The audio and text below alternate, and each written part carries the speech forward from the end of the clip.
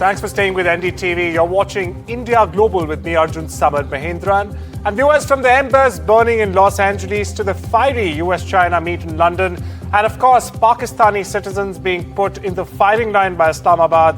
We were packed Monday for you here, but first, the headlines. Clashes rock Los Angeles as protests over intensified immigration raids intensify. Donald Trump deploys 2,000 National Guard troops to contain the unrest. India's mission to curb poverty in focus. New Delhi lifts record number from poverty. Meanwhile, 45% of Pakistan's population remains impoverished. US and China all set for a new round of talks in London aimed at extending trade truce. Russia claims advancing into Ukraine's Dnipropetrovsk for the first time in 3 years. Meanwhile, Poland scrambles jets to secure its airspace amid escalation. An historic moment for India's space aspirations. Group Captain Subhanshu Shukla is set to soar to the ISS aboard SpaceX's Axiom 4 mission. This marks India's return to human space flight after 41 long years.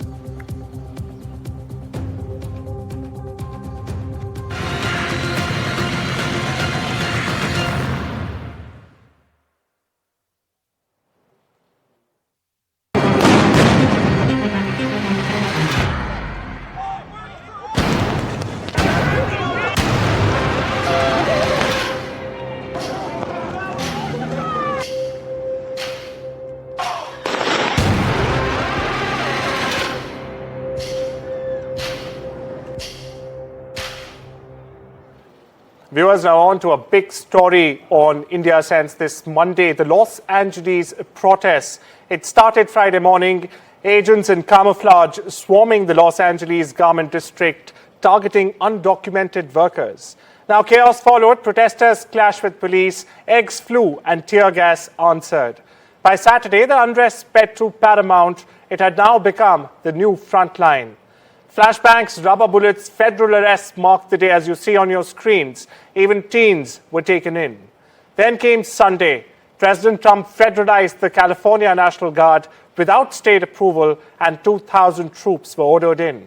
For the first time in 60 years, viewers, a president has bypassed a U.S. governor to do it during civil unrest.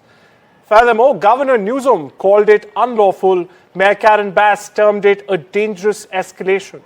Both demanded the guard be returned to state control, but that wasn't to be. By Sunday afternoon, crowds massed outside the Metropolitan Detention Center. Tear gas filled the streets once again as protesters held their ground, showing no sign of stopping. The White House, meanwhile, called them violent mobs. President Trump said it's a rebellion, and he may very well invoke the Insurrection Act, paving the way for full military deployment. A raid has snowballed into a constitutional standoff with federal force on local soil, viewers. Peaceful protests have been labeled insurrection, and caught in the middle are Angelenos demanding answers and dignity. Los Angeles protests have now become the nation's mirror, reflecting a battle over immigration, power, and the right, of course, to be heard. Sky News' Martha Keller gets you the latest.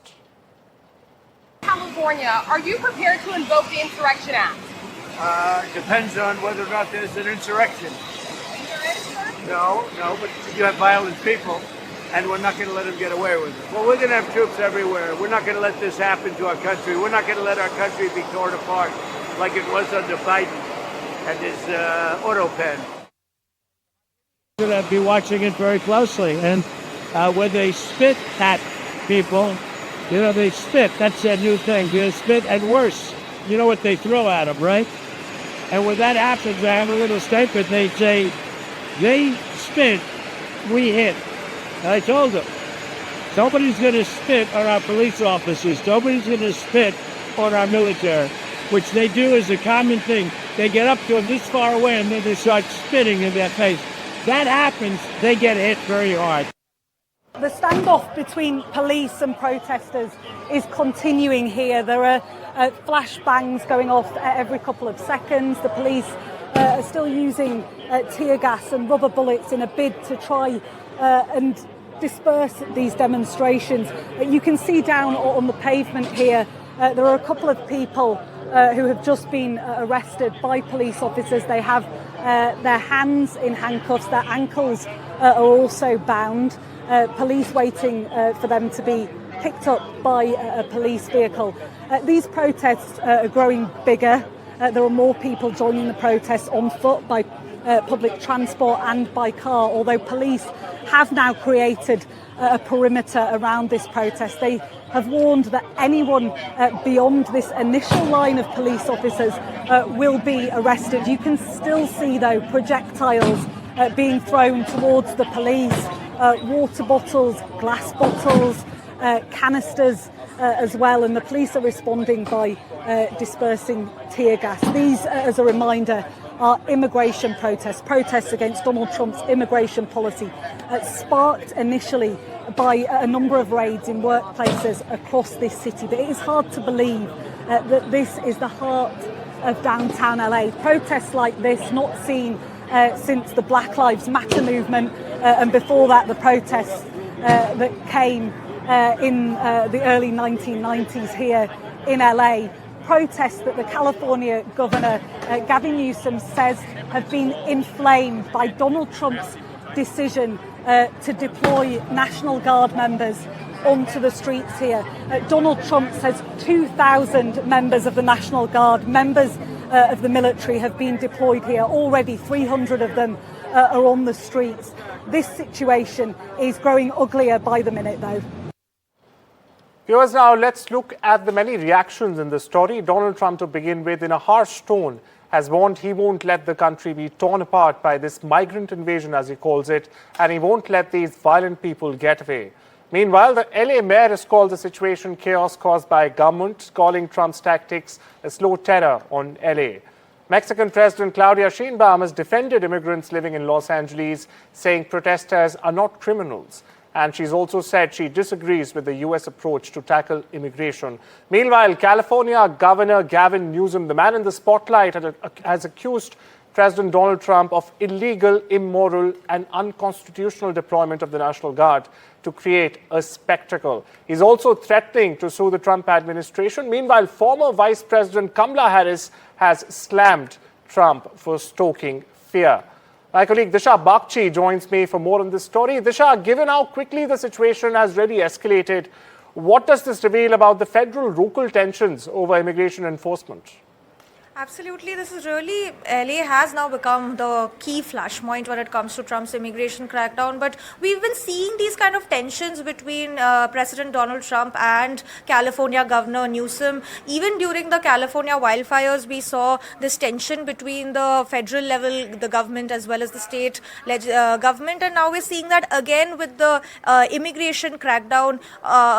After these protests began against these ICE raids, and now not just Gavin Newsom but also the LA mayor really slamming Trump, criticizing his move to deploy the national troops, calling it his, in a sense, they're calling it a move to really not just stoke fear, create this spectacle, create this scene of utter chaos to justify his actions of trying to use the US armed forces to what he has been saying for a while, that to stop, in Trump's words, the leftist agenda and what he calls a migrant invasion of the United States. And using this spectacle, using this scene of chaos in Los Angeles, he's trying to achieve this very goal of trying to liberate the country from what Trump has been calling left-leaning lawlessness. So really, this is what the tension between the two sides, between the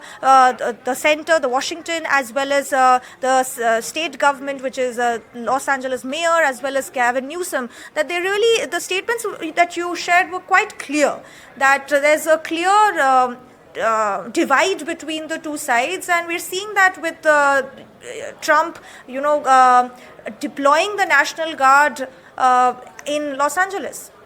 Clearly, thank you so much for getting us the latest there, Disha. And the narrative has definitely shifted from just a workplace raid to a full-blown constitutional crisis right now. And with that, it's time for a short break. We'll be right back.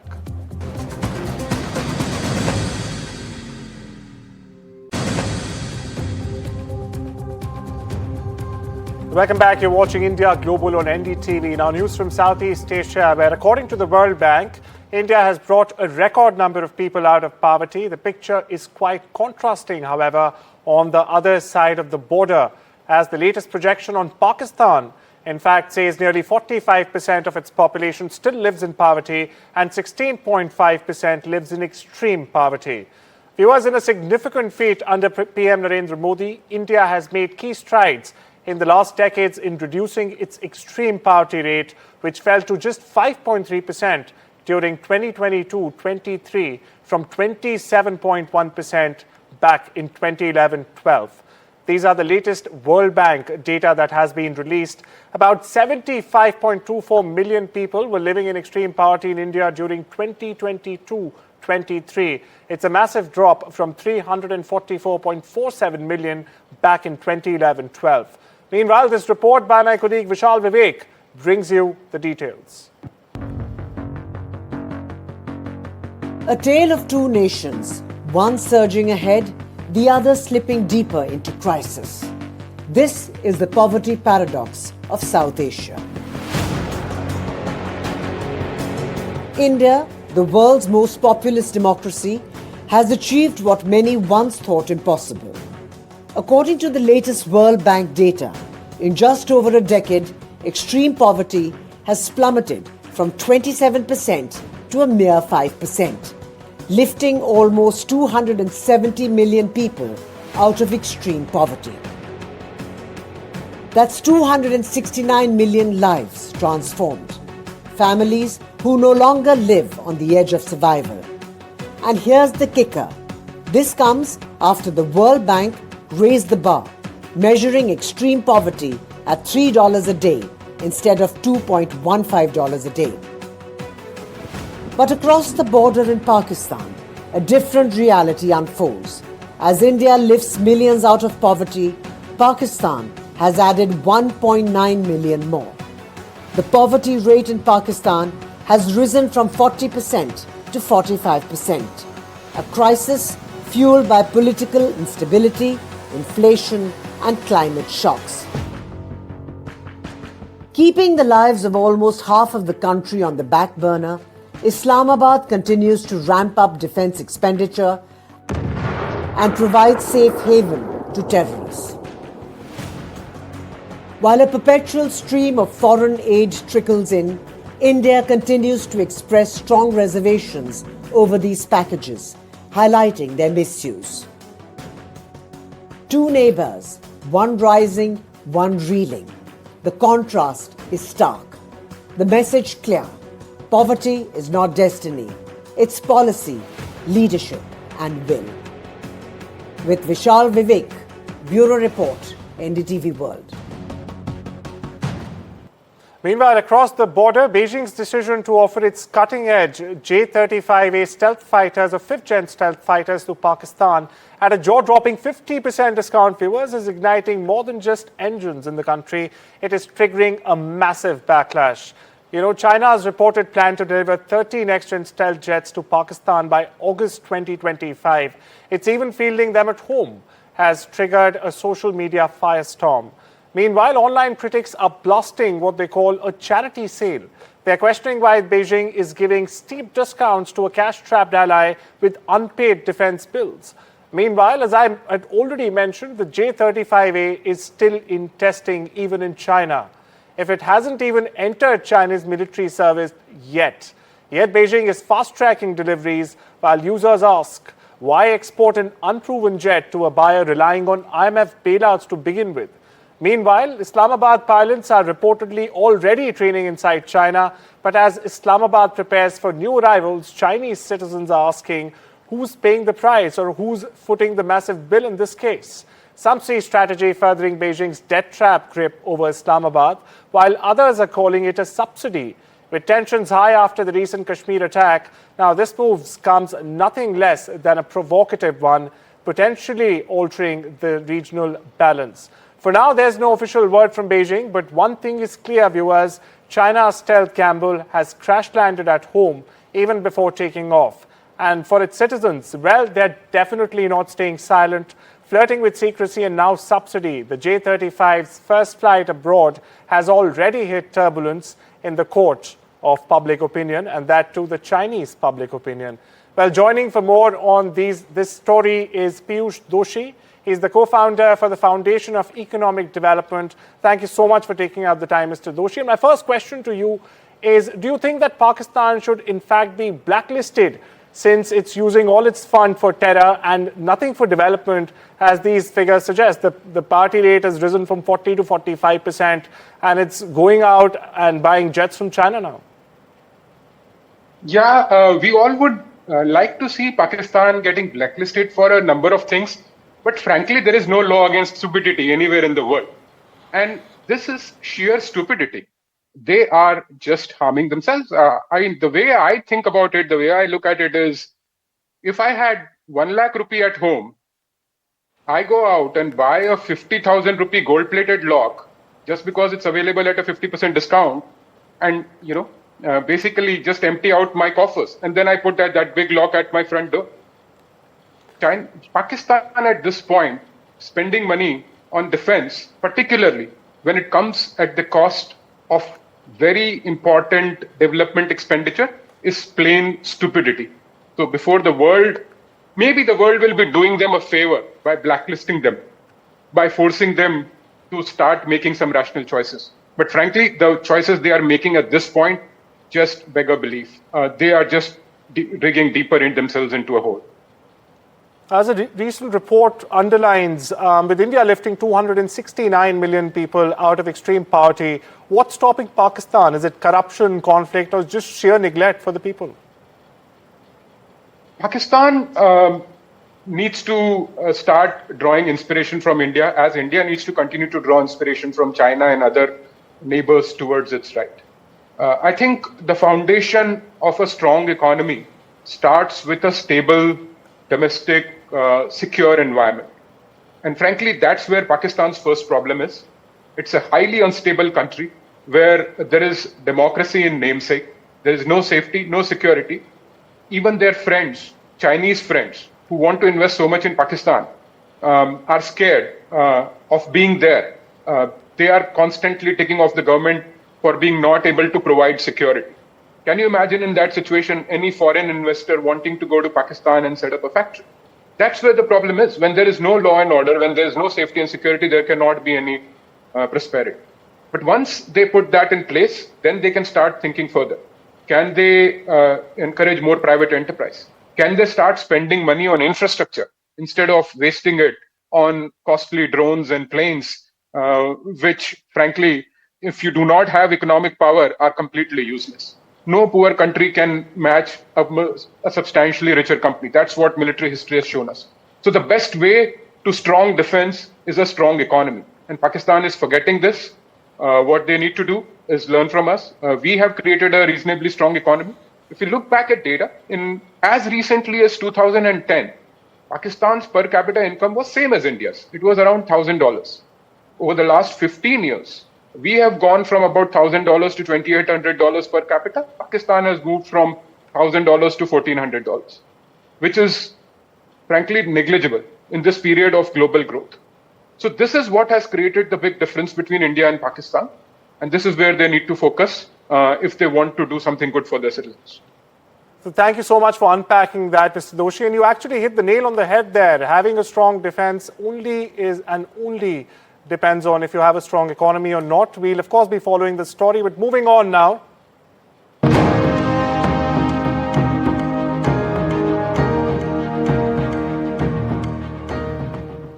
On the 10th of June, viewers, Shubhanshu Shukla, the 39-year-old Air Force Group Captain, will be one of only 4 astronauts on the 2-week Indo-US Axiom Mission 4, or the AX4 mission as it's being called. India is poised to make a historic return to space as Group Captain Shubhanshu Shukla, an Indian Air Force pilot nonetheless and also an astronaut now, will take off as a part of the Axiom Space Force AX4 mission. He, along with 3 other astronauts, will leave from the Kennedy Space Station in Florida on the 10th of June at 5:52 p.m. IST to the International Space Station that they will dock in 28 hours on the 11th of June. For his family back in Lucknow, it's a matter of both pride and anxiety, as it is for all of us here. His family is praying for a successful mission, as it will make him the second Indian astronaut to pilot a space flight since Wing Commander Rakesh Sharma's 1984 mission. 3, 2, 1, 0.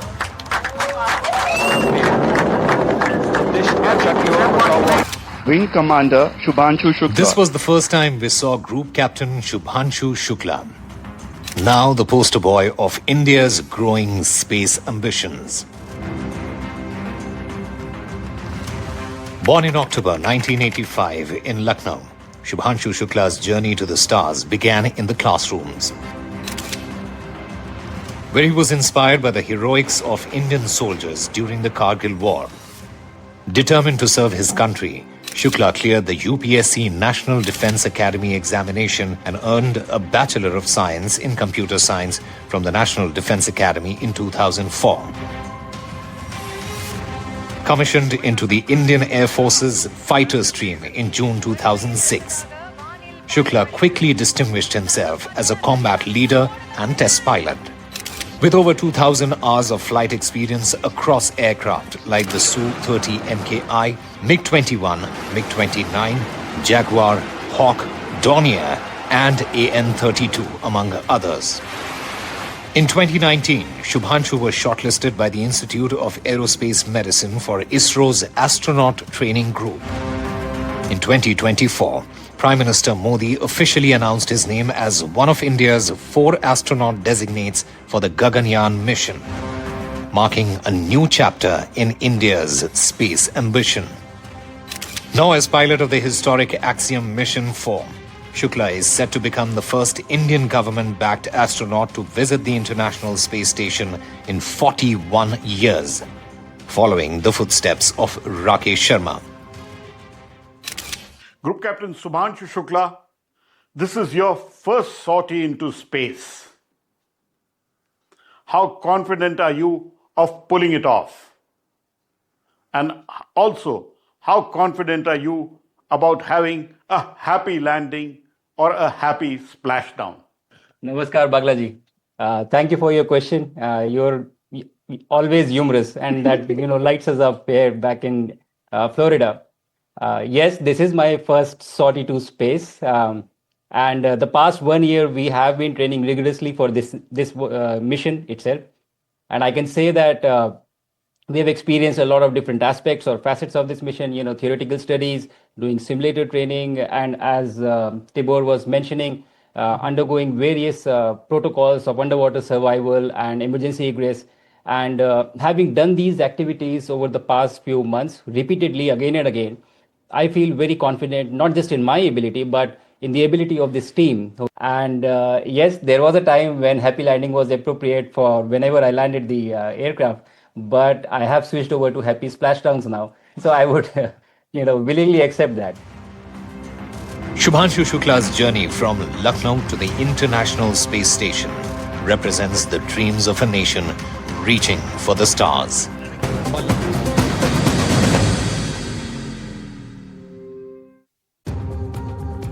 Welcome back. You're watching India Global on NDTV. And now we shift our focus to London, where, in fact, a new round of talks aimed at resolving the trade war between Washington and Beijing are set to, in fact, take place any moment now. A senior U.S. delegation, including Commerce Secretary Howard Lutnick, will meet Chinese representatives such as Vice President He Feng to resolve tensions between the world's 2 largest economies, which is, in fact, threatening global growth, as we have been seeing and tracking here at NDTV. Chinese exports of rare earths, which are crucial, in fact, for modern technology, as well as Beijing's access to US products, including computer chips, are expected to be high up on the agenda. Only last month, viewers, Washington and Beijing agreed to a temporary truce over trade tariffs, but each country has since accused the other of breaching this deal that they reached. Now, the new round of negotiations follows a phone call between Donald Trump and China's Xi Jinping last week, which the US president described as very good talk. In fact, to throw more light on this developing story, I got Peter Cardillo with me. He's the chief market economist at Spartan Capital Securities LLC, and he joins us straight from Washington, D.C. Thank you so much for being here, Mr. Cardillo. My first question to you, sir, what are the most significant unresolved issues between Washington and Beijing as they head to London? Well, I think, one of the big questions is, and I think this is where the focus is going to be, is on rare earth products. And so this probably will be the first step in getting some sort of an agreement between China and the United States. So this is good news. And I think that, for the sake of both countries, a trade deal is probably not that far off. And, if you look at some of the macro news that came out of China this morning, obviously we saw exports plunge over 34% out of China. And so I think it's imperative that both countries iron out their differences and reach to some sort of an agreement. Now, I don't expect that the United States will get all that it wants, and I don't expect that China will get all that it wants. So there'll be some sort of a compromise, and that would be, I think, quite favorable for the markets. You very interestingly mentioned rare earth exports, Mr. Cardillo. If you could just break it down for our viewers, how much leverage does China actually control of rare earth exports, and what edge does it really give them in these negotiations? Yeah, they have the leverage because we need them, but they also made some concessions just the other day to the Westerners and on rare earths, because they realize the necessity that they need them. Otherwise, it could spell big trouble for the world economies. And so I think for the U.S. anyway, that's going to be the beginning of a major focal point of a trade deal, but I think they'll probably wind up with some concessions. I wouldn't be a bit surprised to see within a day or two have some positive announcements on rare earth materials. From what you just said, Mr. Cardillo, do you actually see a realistic path to a sustainable trade agreement in a couple of days, or will this just be or is likely to remain a cycle of temporary truces, like another truce? Well, let me clarify that. I'm saying I think they could get some agreement on rare earth products. That's the central point right now. A full agreement on trade, no, that's going to take time. But right now, it's a necessity that some sort of an agreement is reached on rare earth products, and I think that that's doable. China knows that we need them, and the United States knows that we need China to open up on that, and I think they will. And that, of course, will be a prelude to other agreements. But now again, other agreements are not going to take 24 hours or 48 hours. It's going to take a time. And China is not going to, in my opinion, not going to give in to what the United States wants. There'll be an agreement, a compromise for both countries that would make it seem as though both countries had a victory. A compromise which will make it seem as if both countries were victorious. Thank you so much for putting the development into perspective for our viewers here in India and around the world. Mr. Cardio, moving on, a high-stakes diplomatic mission is also being planned at 10 Downing Street. Why do I say so? Well, UK Prime Minister Keir Starmer is headed to Canada for urgent security talks with counterpart Mark Carney. Now, this comes as tensions with the United States have hit a boiling point. Ottawa is reeling after Trump threatened to impose crippling tariffs and demanded Canada pay $61 billion for missile defense or become the 51st U.S. state, as he calls it. Now, the move has already triggered job losses and fears of looming economic collapse across Canada.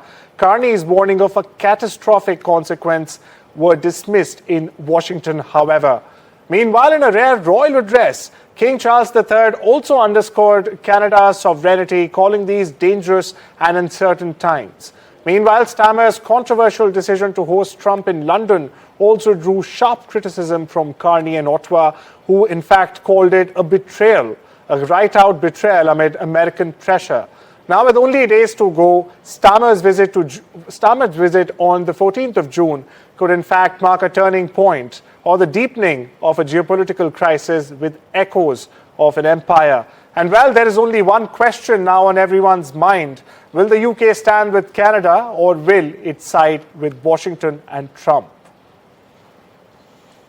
Shifting our focus to West East Asia, where newly uncovered documents seized in Gaza and aired by Israeli channels allege years of covert coordination between Qatar and Hamas. Now, the discovery has cast a long shadow over regional diplomacy. According to these purported files, Qatari funds, once described by Hamas leaders as the group's main artery, were in fact discreetly funneled into Gaza with Doha's blessing. Israel now claims they were even used to fund military operations anti-Israel. One memo quotes Ismail Haniyeh, urging Sinwar to in fact dedicate Hamas's 2021 victory to Qatar's emir. Viewers, the documents also reveal Hamas's efforts, backed by Qatar in this case, to sabotage US peace plans, marginalize Egypt's mediation role, and also tighten alliances with Iran and Turkey. With Hamas leaders now dead and Israel investigation circling Netanyahu's inner circle, critics are asking, well, did Qatar bankroll a war in plain sight?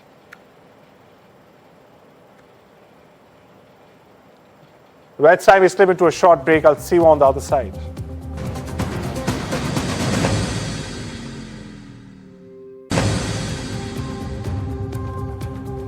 Welcome back. You're watching India Global on NDTV. Now shifting our focus to the Russia-Ukraine war, in which Russia has launched a large-scale aerial assault on Ukraine early Monday, viewers. It targeted multiple regions with waves of missiles and around 479 drones in one of the most extensive attacks in recent weeks. On the other side of the aisle, Ukrainian officials reported strikes across several cities and even claimed to intercept 460 Russian drones.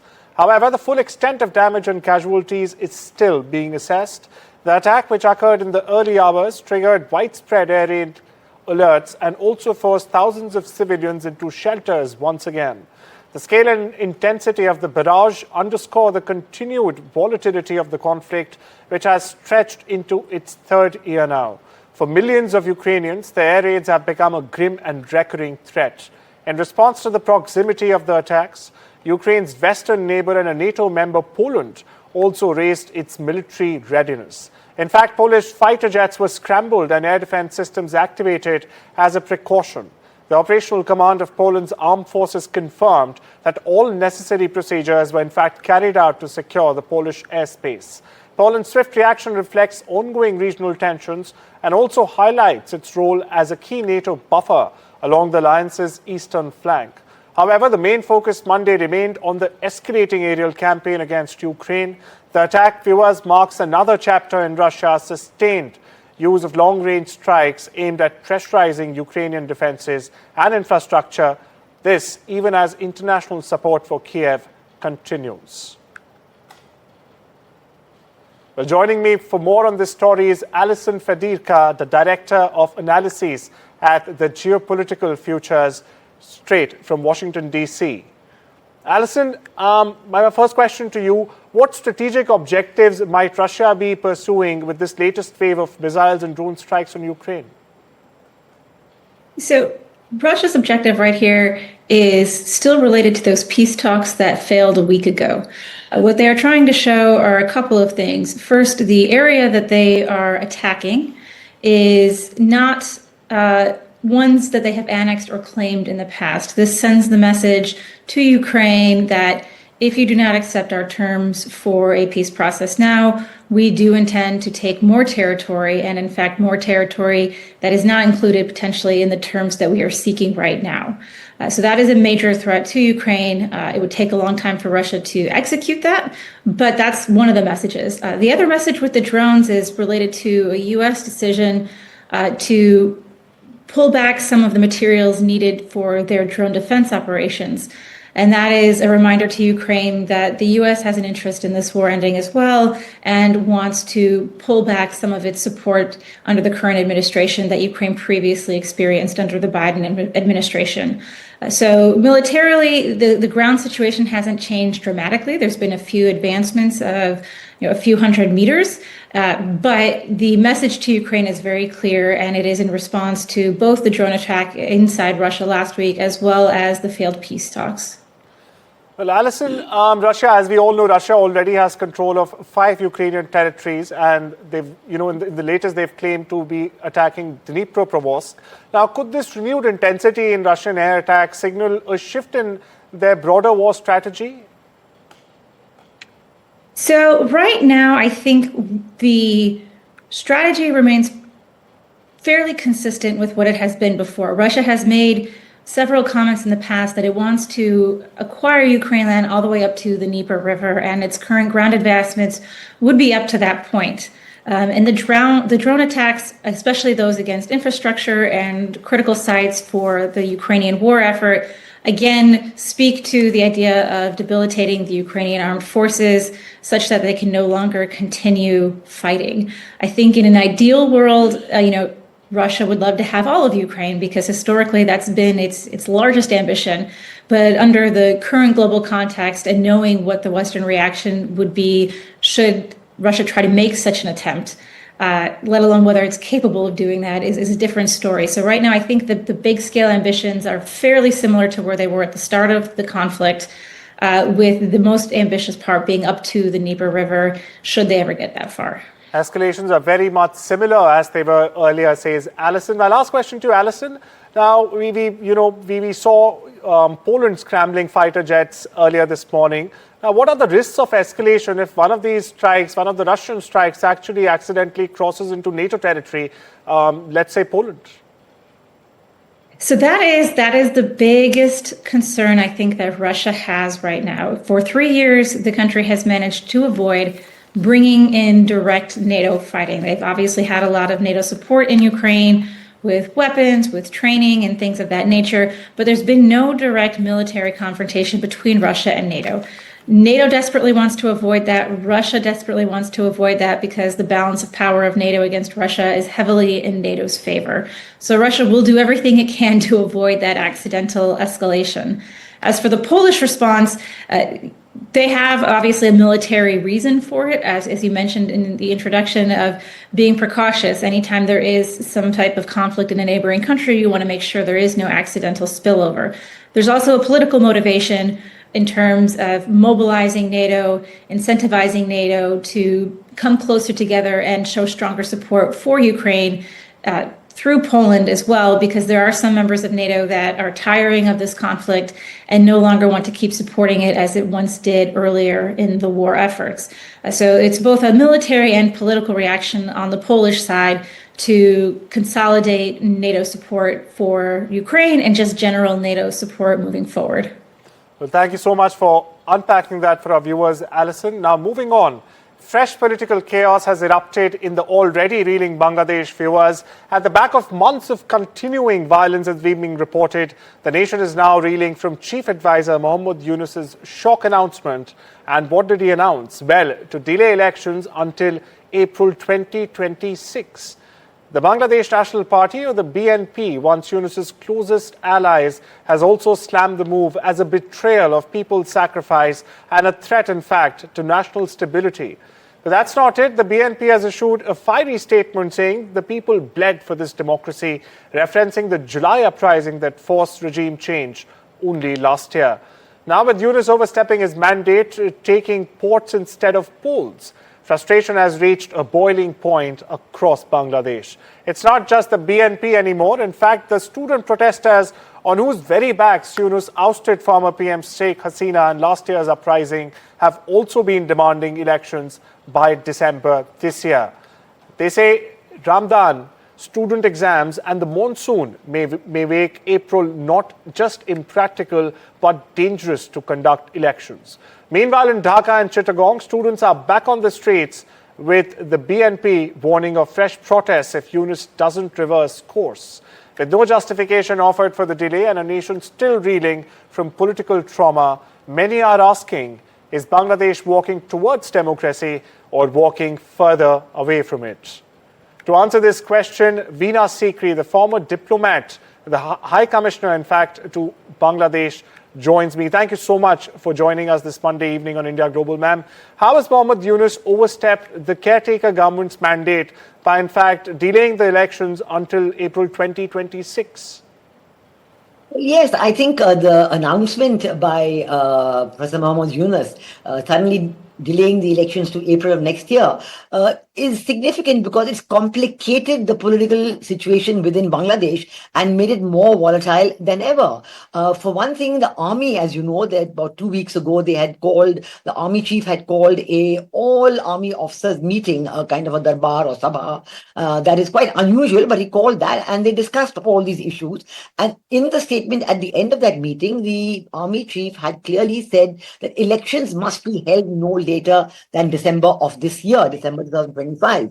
Now, in direct kind of reaction or a direct contradiction of what the army chief had said, Professor Mohammad Yunus has now announced April 26. And as you have yourself quite correctly pointed out, there are many reasons why that April 2026 date is a non-starter. It will not happen because of Eid, because of the impending monsoon. They have, all the Baisakha, the black northwesters that come at that time, because of students' exams. And all these issues will make it very, very difficult to have the elections at that time. So it's just a kind of a delay, a deliberate announcement of delay. And I think that's a reason that will cause chaos. We've already said that the BNP has brought people already on the street, and it's actually now, it's still the middle of the Eid al-Adha festival season, and people are still not back in Dhaka because they all go for their villages at this time. So I think as the days go on towards the second half of June, you can certainly see a rise in the political temperatures on this issue. And the second issue is that how can you have elections which where the major political parties, you ban the activities of the Awami League? This unconstitutional, non-elected regime of Professor Mohammad Yunus has really no authority to take major decisions like that. But he's going ahead with taking those decisions, and he wants to have a one-sided election where just the Jamaat-e-Islami and other Islamist parties will be in the fray. We already know that the Supreme Court of Bangladesh, again with judges appointed after Sheikh Hasina left the country, the previous judges were forced to step down. They were forced to hand in their resignations, and then new judges had been appointed. So all this is leading to a lot of political unrest, a lot of political concern within Bangladesh. And we know that the fragile situation, the lack of democracy, and the complete collapse of the economic order in Bangladesh. Factories have closed down. Professor Mohammad Yunus has taken so many decisions to delay the trade with India, to ban the land trade, they say that it comes by sea and so on, that the goods which was important inputs into the domestic production in Bangladesh and then going for the exports, like the ready-made garments. So the cotton and the cotton yarn and the man-made fiber, which used to come from India in huge amounts, has now been completely delayed. The efforts to import this from other countries has not succeeded because the prices are higher and the time of transportation is much higher. So factories are closing down. People are out of jobs. And inflation is very high because daily use necessities coming from India are now getting delayed. So there's a great expectation and even an announcement that the rate of growth will halve to less than 3% from the 6% plus that used to take place every year under Prime Minister Sheikh Hasina. Absolutely, Ms. Sikri. And as we also pointed out, he's selling polls see selling ports and not conducting elections. And well, with that, it's a wrap in this Monday edition of India Global. Take care and have a wonderful day.